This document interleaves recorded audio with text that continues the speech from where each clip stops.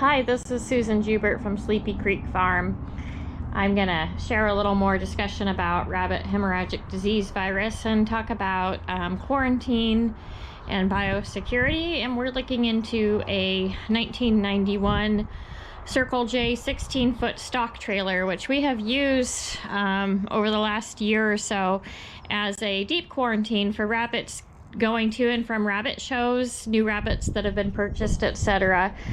This little stock trailer has had many lives. It belonged to my fairy stepmother as a goat hauling trailer back in its early days, and then we inherited it, and it's been used for mules and OSET and holding garbage until it's ready to go to the city dump and all kinds of things. So I'm not showing any pictures of me today because I've been cleaning the bunny barn and don't look my best. So this is just a nice little area. I've got 25 holes. I've got 24 by 24s and 18 by 24s, which are empty right now. I actually just emptied out all of my older rabbits that were gonna go to West Coast Classic for either show or sale. The ones that are old enough to breed have been moved into my breeding barn, or the ones that didn't quite make my grade for keepers have gone to slaughter. So this is just a really nice option for people who are showing, is to have some type of an area where you can deep quarantine. The nice thing about this is I can shut it off entirely. I can close that door there.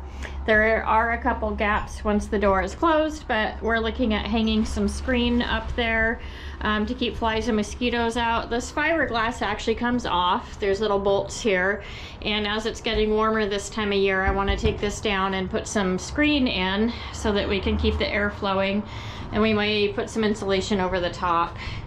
But all in all, it's probably the tightest physical area for quarantine because we can keep a lot of bugs and birds and people and traffic out of here. And cleaning is really easy because we can pull the wheelbarrow up to the trailer and not be going in and out back and forth. It's just a matter of simply dumping the trays into the wheelbarrow and getting it out of here so you're not going back and forth. So that's just one idea that people might use. You can find old horse trailers, a dime to the dozen. This one is actually still in fine shape for hauling. The axles, wheel bearings, floorboards, all of that is still tight. It's still legal, but for those who have an older trailer that's not worth much, you can't haul it anymore, it would be a great option. You can actually pick them up for a few $100s to make a quarantine rabbit barn. So my strategy for this area is to turn it into an area to keep my up-and-coming juniors as we reach a higher level of RHD. It hasn't encroached into my part immediately into my county. It's not in the endemic species here yet.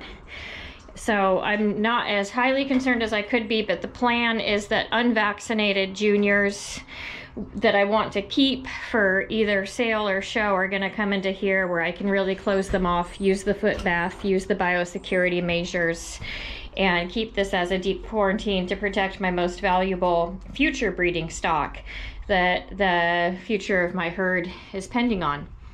So I'll quit rambling on from there. We'll do some more discussions about biosecurity and other areas of my rabbitry as I have time. We'll see you guys later. Oh yeah, don't be afraid to comment on the YouTube. Like this on YouTube, feel free to share it. Thanks.